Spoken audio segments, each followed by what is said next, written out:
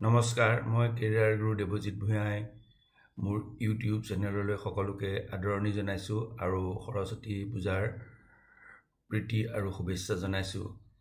সকলো ছাত্ৰ ছাত্ৰীয়ে কিন্তু এটা কথা মনত ৰখা উচিত যে কেৱল পূজা কৰিলেই পৰীক্ষাত ভাল ফলাফল কৰিব নোৱাৰি। তাৰ কাৰণে ভালদৰে পঢ়া শুনা কৰিব লাগিব আৰু কঠোৰ পৰিশ্ৰম কৰিব লাগিব। এতিয়া পৰীক্ষাৰ সময় আহি পালেহি। পৰীক্ষা আহি পোৱাৰ লগে লগে বহুতো ছাত্ৰ ছাত্ৰীৰ টেনশ্যন আৰম্ভ হয়। বহুতৰে দেখা যায় যে নাৰ্ভাছ ব্ৰেকডাউন হয় আৰু বহুতে পৰীক্ষাত ড্ৰপ দিয়ে। এনেকুৱা ধৰণৰ ঘটনাবোৰ প্ৰতি বছৰে হয় আৰু এইটো এটা সাধাৰণ কথা।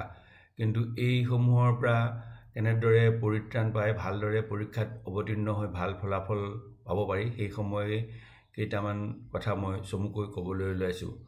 প্ৰথম কথা হ'ল নিজৰ পঢ়াসূচী নিজে তৈয়াৰ কৰিব লাগিব আৰু সেই সূচীমতে পঢ়ি যাব লাগিব। 7 বা 8 ঘণ্টা ভালদৰে খোৱা আৰু টোপনি ক্ষতি পঢ়িব নালাগে। বায়'লজিকেল ক্লক অথবা নিজৰ যিটো জৈৱিক ঘড়ী থাকে সেইটো কেতিয়াও আপছেট কৰিব নালাগে।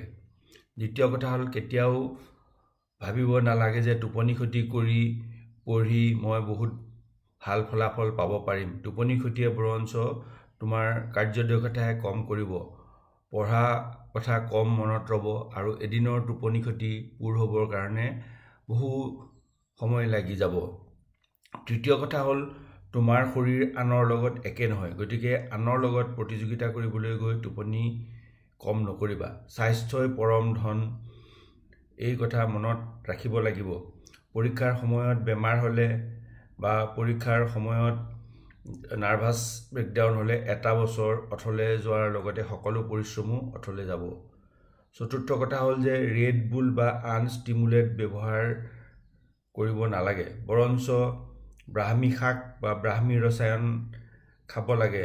মৰি গ'লেও মদ বা ড্ৰাগছ এইবোৰত পৰীক্ষাৰ সময়ত মুখত দিব নালাগে। বহুতেই টোপনি নহ'বৰ কাৰণে বিভিন্ন ষ্টিমুলেণ্ট আৰু বিভিন্ন ধৰণৰ ড্ৰাগছ আদি ব্যৱহাৰ কৰে, কিন্তু এইবোৰে সাময়িক ক্ষতিৰ লগতে দীৰ্ঘকালীন ক্ষতিও কৰে। গতিকে এই সকলোৰ পৰা দূৰত থাকি নিজে তৈয়াৰ কৰা কাৰ্যসূচীমতে পঢ়া শুনা কৰি 7-8 ঘণ্টা ভালদৰে শুই পৰীক্ষাৰ কাৰণে প্ৰিপেৰেশ্যন কৰা উচিত। লগতে প্ৰত্যেকবাৰে পঢ়াৰ সময়ত কণ্টিনিউৱাছলি পঢ়িব নালাগে।